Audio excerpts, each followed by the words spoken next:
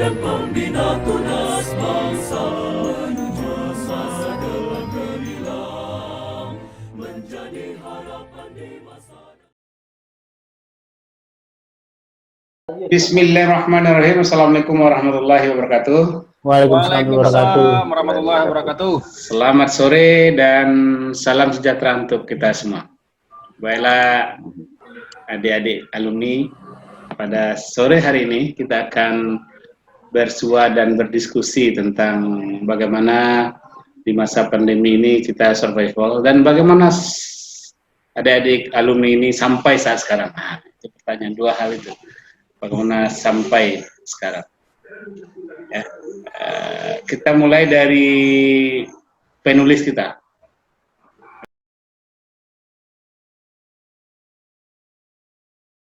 Penulis terkenal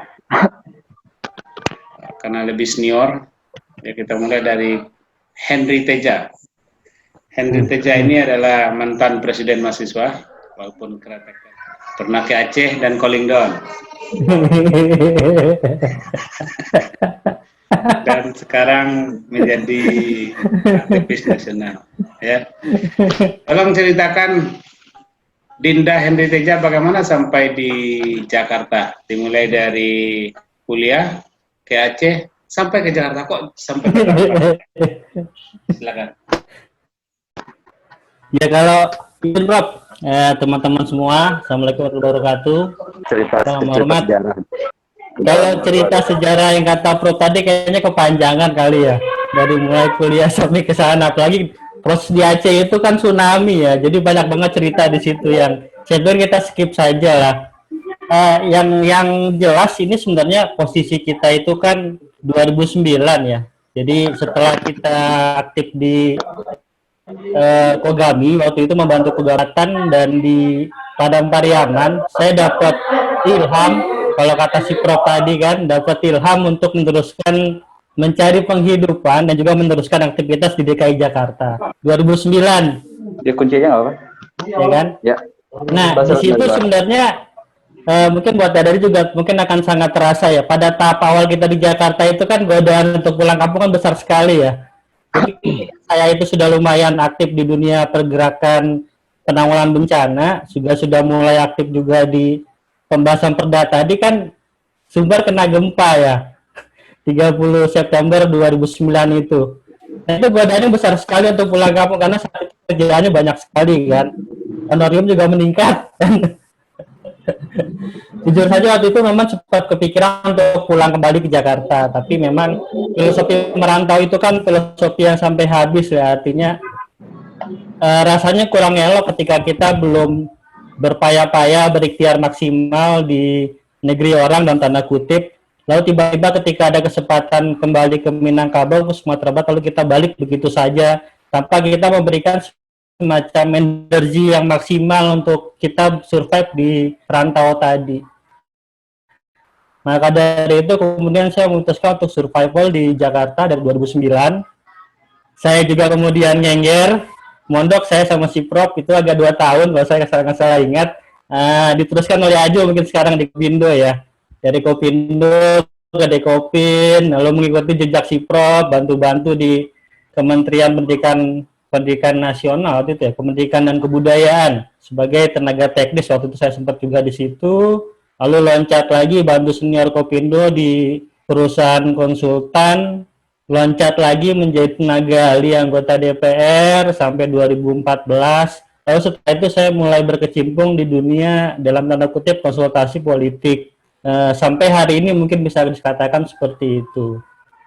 Dari sana juga ada semacam tarikan budaya dengan Minangkabau, sehingga saya masih mencoba meneruskan obsesi saya tentang penulisan tokoh Tan Malaka yang kemudian menjadi beberapa tulisan yang dalam kata si Prof tadi cukup dihargai lah di tingkat nasional, dan juga mendapatkan penghargaan baik dari Dewan Nasional, baik dari Dewan Kesenian Jakarta sampai kepada Kementerian Pendidikan Nasional juga cukup dihargai lah karangan itu. Meneruskan jejak tadi, terus berjalan, jatuh bangun, ya biasa di Jakarta ya, jatuh bangun, namanya kerja-kerja seperti ini, dan akhirnya coba-coba membentuk semacam embrio perusahaan multimedia yang lebih ke arahnya konsultasi media, kita coba bentuk itu sejak tahun 2017 sampai sekarang masih bertahan. Alhamdulillah kita juga sudah punya pegawai agak sekitar 14 orang, ada yang dari UNP, dari Bung Hatta, lalu kemudian dari beberapa teman-teman alumnus di Jakarta juga sampai saat ini masih berjalan dan memang sedikit agak goyang sejak adanya COVID ini, pandemi COVID. Tapi saya yakin dan percaya kita bisa survive lah, karena badai pasti berlalu, insya Allah. Allah, sampai di situ dulu ya, tahan ya. Tahan dulu di situ Ya, ya. Prof, makasih. Ya, insya Allah badai akan pasti berlalu. Kita teruskan ke Dede. Kalau Dede ini sejak mahasiswa menjadi aktivis HIPMI, lalu kemudian masuk ke dunia swasta ya. Dan bisa diceritakan barangkali ini, Dede, kenapa Jakarta menjadi sebuah pilihan? Dan Assalamualaikum. Ya. Assalamualaikum warahmatullahi wabarakatuh. Waalaikumsalam warahmatullahi wabarakatuh. Profesor Di Henry, teman-teman senior-senior, abang-abang, adik-adik. Izin Prof, tetap pakai masker. Oke, jadi silakan. izin tetap pakai masker. Ya. Ceritanya kalau dari ini, Prof, sebenarnya jalan hidup tujuan pertama merantau itu awalnya bukan ke Jakarta, Prof. Jadi memang tujuan sekali merantau itu kita sejak waktu itu saya lulus sekitar tahun 2012. Merantau awal pertama itu bukan ke Jakarta, pilihan itu tepatnya ke Surabaya. Ya mungkin singkat cerita, Surabaya bukan pilihan terbaik lah, karena kata orang Minang, merantau sejauh-jauhnya jangan lupa pulang katanya. Tapi pada saat itu kenapa hanya dibatasin jauh itu Surabaya? Ya karena sesuatu hal kondisi yang tidak memungkinkan merantau terlalu jauh ya. Mungkin itu salah satunya berhubungan dengan finansial, Prof. Jadi memang pada saat itu ya namanya merantau sekitar 6 bulan, 8 bulan, belum ada pekerjaan, coba berpikir ya ibaratnya coba sholat istikharah lah yang mana yang terbaik. Akhir pilihan itu jatuhnya ke Jakarta, Prof. Di Jakarta masih tetap sama, masih cari pekerjaan dari rumah senior-senior yang lain, teman-teman yang lain, dari kos sana, dari kosan ke sini cari-cari ya alhamdulillah perjuangan ranah profesionalitas dalam bekerja itu ya ketemunya di Auto 2000 Toyota, Prof. Singkat cerita lagi, nah itu bagian perjalanan termasuk juga dulu sama senior kita Bang Henry Teja udah sempat ketemu juga dulu, masih ingat Bang kita ketemu di Pasar Minggu, Bang? Ya, siap. Tiap pasar Minggu kita ngobrol-ngobrol, waktu itu puasa apa buka deh Bang, lupa saya Bang. Kayak puasa ya Bang. Buka puasa kita di situ. Buka puasa kita di situ ya Bang. Ya singkat cerita Prof, abang-abang yang lain, teman-teman adik-adik yang lain, dari dulu 2012 hingga sekarang ya waktu itu juga tidak ada pekerjaan lain, jadi alhamdulillah udah hampir 8 tahun masih tetap di Toyota Permata Hijau, alhamdulillah sih masih bertahan. Jadi ritmenya cuma di situ aja, Prof. Jadi kalau mungkin dari senior kita Bang Henry Teja, dia dari ranah pengabdiannya sebagai kader HMI, ya saya juga sama sebagai kader HMI juga, cuma pilihan kita itu berbeda, Bang. Ya intinya sama saja, ujungnya sama saja, cuma proses dan liku-liku jalannya yang berbeda-beda, tapi tujuannya pasti tetap sama. Sampai saat ini udah 8 tahun di Auto 2000, ya itu Bang, pasang surut dari proses bekerja itu pasti selalu terjadi. Jadi ya bagi teman-teman juga sama, kalau ibaratnya hidup hanya biasa-biasa saja gitu kan, nggak terombang-ambing, nah itu bukan hidup namanya. Ya, Syaril. Itulah kurang lebih sih Kanda, Profesor Henry, ya walaupun nggak panjang, perantauan baru 8 tahun di Jakarta, di Kalikonya hanya seperti itu aja. Cuma bagi sharing aja, mungkin ke pembahasan lainnya mungkin akan kita coba lagi. Oke, sekarang ke Ajo. Katanya Ajo ini pernah diculik oleh seseorang, dibawa terus ke Jakarta dengan, dengan tidak membawa bekal apa-apa. Lalu kemudian dilepas begitu saja di Jakarta. Apa begitu, Jo? Kapten Tanjung? Ya, baik. Assalamualaikum warahmatullahi wabarakatuh. Waalaikumsalam. Salam hormat kepada abang-abang, Abang Teja, Bang Dede, Bang Adik, Afe, sama Wery. Mungkin kalau untuk cerita tentang pengalaman survei ke Jakarta mungkin belum terlalu besar ya, karena baru 3 tahun, belum terlalu banyak pengalaman. Mungkin kalau untuk cerita ke Jakarta, seperti yang dikatakan Prof tadi, itu awalnya kalau ke Jakarta, itu saya diculik sebenarnya sih. Diculik sama Prof, diajak ke Jakarta, katanya sih mau acara gerakan koperasi. Nyampe di Jakarta, saya ditinggal. Tapi memang sih, tidak diajak pun tidak diajak, rencana saya pada tahun itu memang mau ke Jakarta juga. Sedangkan untuk aktivitas sekarang, saya itu beraktivitas di Gerakan Koperasi, di Koperasi Pemuda Indonesia, meneruskan kerjanya Prof. Yul Henry, dulu sebagai bendahara umum, sekarang saya juga bendahara umum di Koperasi Pemuda Indonesia. Mungkin kalau untuk aktivitas sekarang baru itu, mungkin untuk aktivitas Kopindo sekarang karena COVID mungkin agak terhambat. Awal Februari kita udah launching itu gerakan digital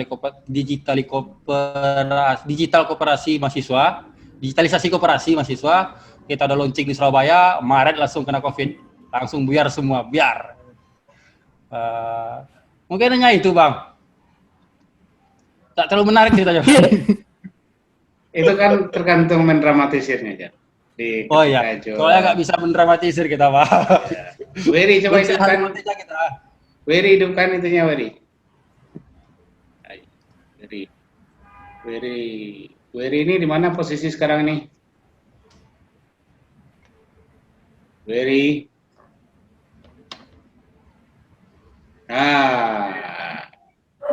Wery ini adalah junior dari Ajo Alapit Tanjung, juga pengurus koperasi mahasiswa dan terdampar di Universitas Indonesia. Sudah semester berapa sekarang, Wery? 3. Semester 3? Yep. Oh, keren. Jadi mahasiswa S2 UI jurusan akuntansi? Ya, akuntansi.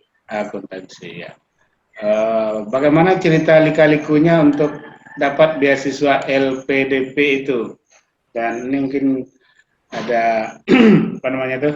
Ada kiat tertentu yang harus disiapkan oleh mahasiswa sekarang untuk bisa masuk menjadi mahasiswa UI gratis. Silakan, Mary. Selamat sore, selamat sore, Mas Teja, Mas Dede, Mas Teja. Mungkin Nyeri sekarang kan lagi kuliah di UI. Mohon maaf Mas Teja sama yang di Jakarta kemarin mungkin belum sempat ketemu karena cuma sebentar di Jakarta, habis itu balik lagi karena COVID. Jadi sekarang pasti jadi lagi di rumah. Ya mungkin kalau ini untuk ngambil beasiswa itu kemarin karena pertama sih kejenuhan ketika kerja. Jadi sudah awal tamat sudah coba apply tahun 2017 untuk beasiswa tapi tidak lulus gitu kan. Terus coba untuk kerja, udah setahun kerja ternyata stagnan ketika di dunia kerja yang dihadapi dari hari ke hari cuma itu saja, rasanya tidak ada peningkatan untuk kapasitas kita sendiri gitu kan. Jadi dicoba untuk apply lagi di tahun 2018 dan alhamdulillah lulus di LPDP UI tahun 2018. Dan mungkin untuk kiat-kiat lulus LPDP kalau menurut diri itu pertama kita cari tahu dulu informasi tentang beasiswa itu mau kampusnya di mana, kemudian persyaratan beasiswanya apa-apa saja. Ya ikuti, mungkin persiapan tidak bisa dengan instan ketika pengumuman kita langsung apply beasiswanya, mesti ada yang harus dipersiapkan. entah itu persyaratan administrasi seperti TOEFL kalau untuk dalam negeri atau IELTS untuk di luar negeri itu. Terus kemudian juga persyaratan-persyaratan lain seperti tes seperti beasiswa pada umumnya, entah itu akademik atau kepribadian dan lain-lain. Itu Mas.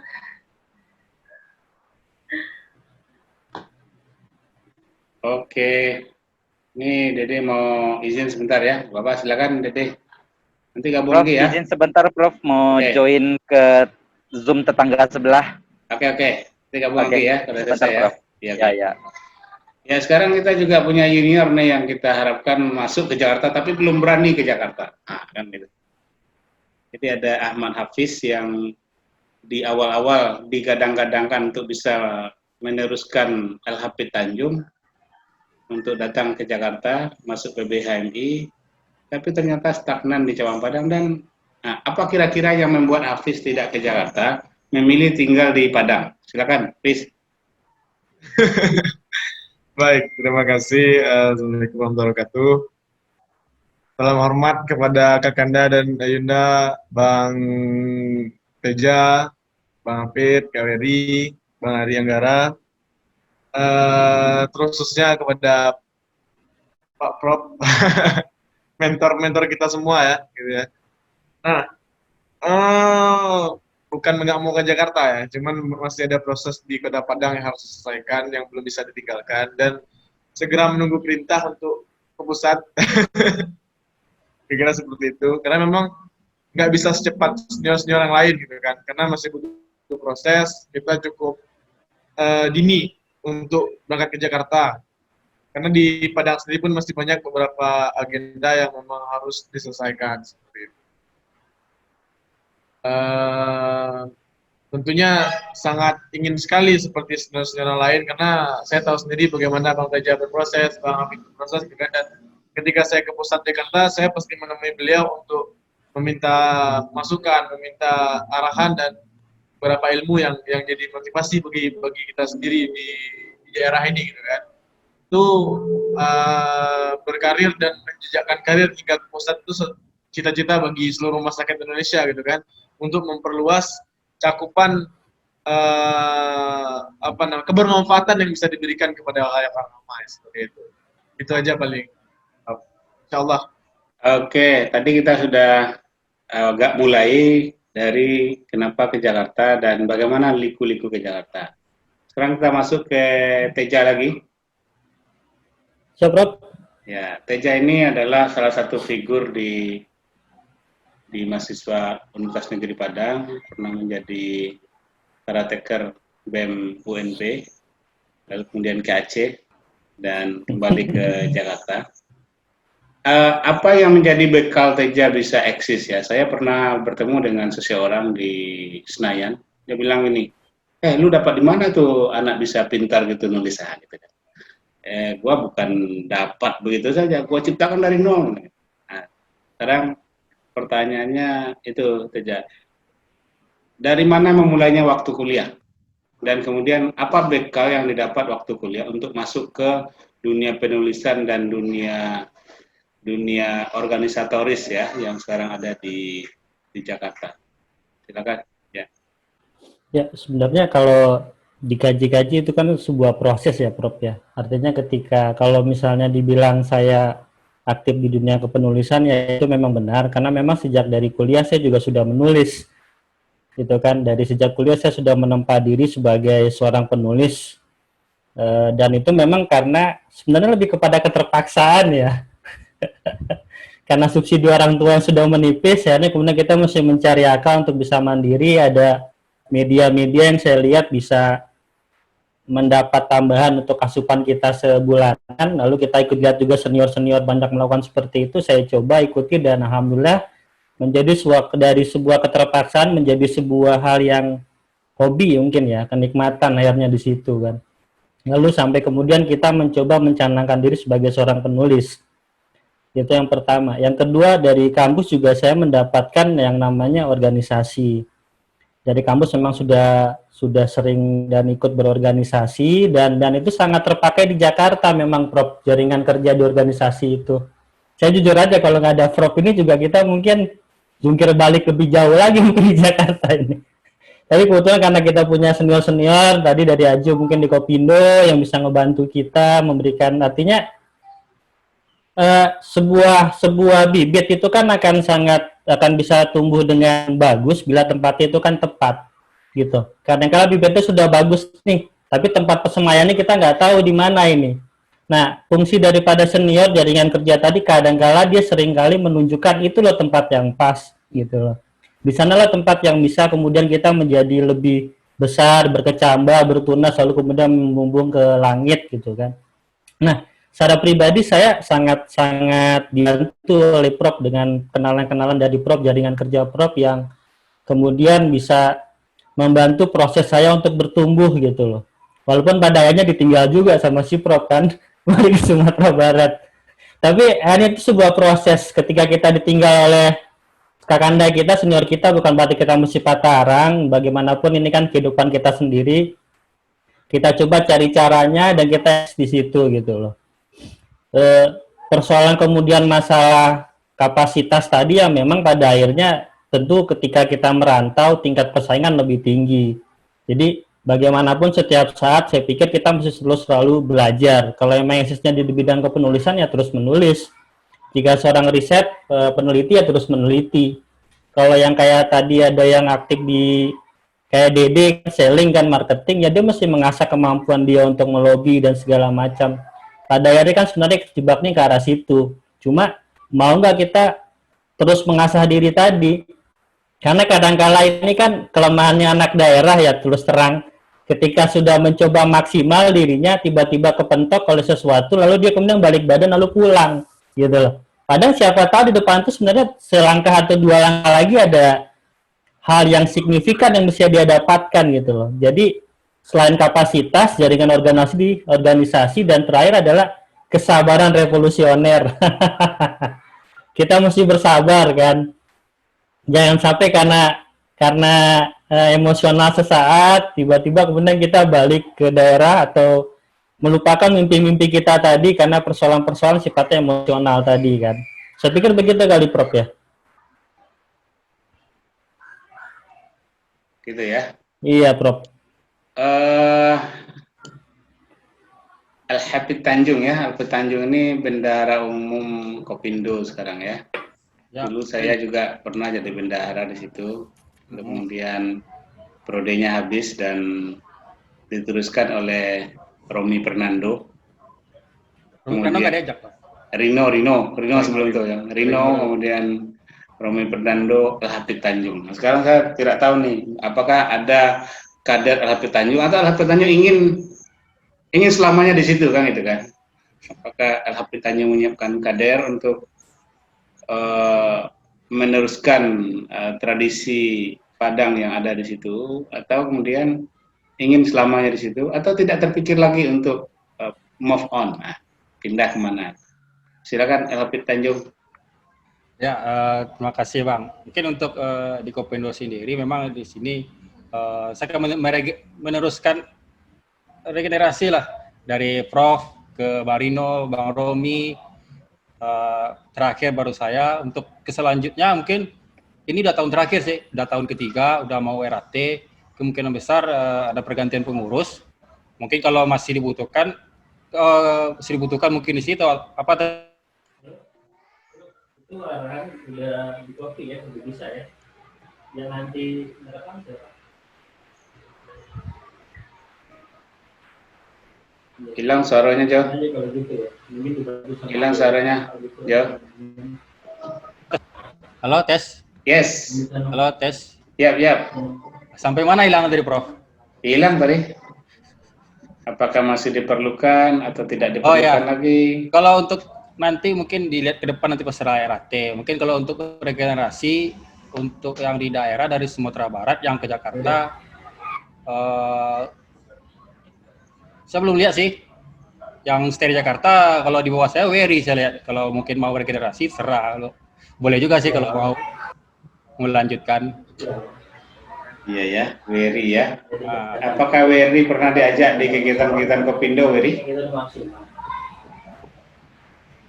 Oke ya. Thank you ya. Ini baru sebentar di Jakarta, belum terlibat. Oh. Belum pernah ya? Pernah ikut kegiatan di Kopindo? Kegiatan Kopindo baru mulai awal tahun ini Bang masalahnya. Oh iya. 2019 itu kita nol kegiatan karena baru merancang, baru kemarin itu baru ACC program digitalisasi koperasi pas 2019 untuk program kegiatan 2020. Launching di bulan Februari, Maret kena COVID. Jadi kita terhambat juga sih sebenarnya. Iya. Tapi untuk kegiatan tahun ini digital koperasi tetap jalan, tapi di press jadi 4 titik per provinsi doang. Iya. Selama COVID ini, Wery, bagaimana kegiatan pembelajarannya di UI? Apakah sinkronos atau harus di jam dan waktu yang sama, atau boleh diundur dengan asinkronosnya kegiatan kuliah S2? Biasanya tetap di jam yang ditentukan kampus, ya kan? Tapi biasanya dari 2,5 jam menjadi 2 jam. Terus tugas-tugas lebih banyak yang dikerjain mahasiswa di rumah. Terus juga lebih banyak belajar sendirinya. Ada juga yang beberapa dosen lebih banyak belajar sendiri dibandingkan lewat via Zoom atau Microsoft Teams kemarin. Iya. Ini nih, kita teruskan ke El Hafid dulu sebelum Ahmad Hafiz. Antara Ahmad Hafiz dengan El Hafiz ini member sama Hafiz. Cuma perbedaannya terletak pada pasangannya. Kalau Ahmad Hafiz sudah berpasangan dan Al Hafid Tanjung belum berpasangan. Itu perbedaan. Iya. Jadi bagaimana strategi koperasi, Jo? Ya. Untuk semasa COVID ini kan? COVID ini menghambat kita berinteraksi secara sosial. Bagaimana koperasi secara umum, khususnya koperasi pemuda? Kalau saya lihat koperasi mahasiswa, bisnisnya sudah hampir hancur itu. Karena sudah banyak barang yang kadaluarsa dan tidak ada pelanggan lagi di kampus. Karena mahasiswa kan sudah di kampung. Nah, bagaimana strategi koperasi untuk bisa tetap bertahan dalam kondisi seperti ini? Ya, kalau untuk dari Kopindo sendiri ya Bang, untuk terkait kondisi COVID sekarang kan terkait usaha, rata-rata kan koperasi mahasiswa pusat bisnisnya di kampus, sedangkan aktivitas di kampus tidak ada. Makanya untuk program digitalisasi koperasi ini kita dorong terus agar kementerian mendukung. Alhamdulillah di tahun 2020 kita nggak memprediksi sebelumnya sih, kita memprediksi program digitalisasi koperasi ini karena tuntutan dari revolusi industri 4.0. Sedangkan tahu-tahu di bulan Maret 2020 kena COVID. Memang sejalan sebenarnya sih, mau tidak mau koperasi mahasiswa harus berpikir untuk bagaimana cara mendigitalisasi usahanya, tidak lagi terpaku di satu tempat. Apakah usaha jasa, usaha apa lain yang bisa memang dibutuhkan oleh mahasiswa sekarang. Seperti itu sih Bang, kalau untuk dari Kopindo sendiri. Untuk bagaimana menjalankan koperasi, Kemenkop sendiri kan sudah mengeluarkan surat edaran bahwasanya untuk rapat anggota, untuk program itu bisa dilaksanakan secara online, dan itu sah secara itu. Tidak ada PP peraturan penhentinya. Oke, ini ada Ahmad Hafiz. Ahmad Hafiz tadi perbedaannya dengan Al Hafid Tanjung adalah pasangannya. Oh. Ya, kalau Ahmad Hafiz sudah berpasangan. Kalau Al Hafid Tanjung masih sendiri. Jangan senyum-senyum gitu. Apa yang dilakukan setelah tamat ini Ahmad Hafiz? Apa bisnis? Apa kerja? Sekarang lagi fokus mengelola bisnis, Pak. Ya, ada beberapa bisnis yang sedang digeluti kan, coffee shop. Tapi memang kalau berbasis kafe yang dine-in ya, makan di lokasi memang sedikit menurun pemasukannya ya. Cuman dengan adanya COVID-19 ini tentu banyak juga beberapa usaha lain yang memang jadi peluang, seperti jualan online gitu kan. Teman-teman yang jualan online itu omsetnya bisa dikatakan meningkat. Dan sekarang juga lagi lagi proses pengembangan usaha online juga. Iya, iya. Kira-kira seperti itulah. Karena memang Oke, kembali ke Wery tadi ya. Wery bekerja ya, mencoba bekerja secara profesional tapi tidak nampak ada perkembangan karir ya. Kemudian pindah ke sekolah. Beda halnya dengan Ajo sudah lama di situ tapi tidak mau sekolah. Itu perbedaan antara Ajo dan Wery. Kalau Ajo Al-Hafidz Tanjung dengan Ahmad Hafiz terletak pada perbedaan pasangan. Kalau antara Wery Andriani dengan Al-Hafidz Tanjung terletak pada keinginan untuk bersekolah. Al-Hafidz Tanjung belum mau sekolah, sementara Wery Andriani sudah sekolah S2. Kira-kira cita-citanya jadi apa nih Wery? Mau jadi dosen atau bisnis atau organisatoris seperti Al-Hafidz Tanjung? Dosen aja, Bang. Dosen. Mau merebut posisi putri, Bang. Aduh. Dosen itu kursi kita mau direbut itu, Jo. Ya, Bang? Kursi kita yang mau direbut itu sama Wery. Mau merebut posisi Abang tuh. Kan beda, Bang. Nah, ya kata kali kan. Tinggalnya di bawah. Iya. Nampaknya Henry Tejani masih itu, Jo. Masih berapa dah? Melayani para orang yang memerlukannya. Kalau diperlukan nggak usah dilayani. Iya. Mau masuk ke dunia akademis ya, Wery ya. TOEFL-nya berapa sekarang, Wery? Hah? TOEFL. Kemarin terakhir 490. 490 ya. Itu sama dengan Ahmad Hafiz tuh. Ahmad Hafiz 400. Sudah bisa lulus. Ya. Sudah bisa lulus. Oke, terima kasih sudah kita sudah bincang-bincang sore dengan adik-adik alumni FEUNP yang ada di Jakarta, bagaimana mereka eksis, bersekolah, berkarir, kemudian juga menjadi aktivis sosial dan politik, dan sebagian juga ada yang bekerja di profesional. Semoga sehat selalu dan jaga kesehatan. Ya, kalau keluar dari rumah jangan lupa 3M. Cuci tangan, pakai masker,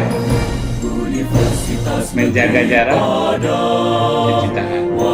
Pertama apa, Bang? Pertama apa tadi, Bang? Pakai masker. Pakai masker, Bang. Masker. Pakai masker. Memakai masker. Menjaga jarak. Dan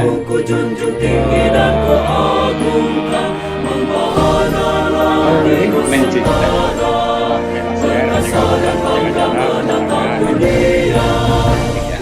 Jangan lupa, dan semoga adik-adik sehat selalu. Terima kasih. Assalamualaikum warahmatullahi wabarakatuh.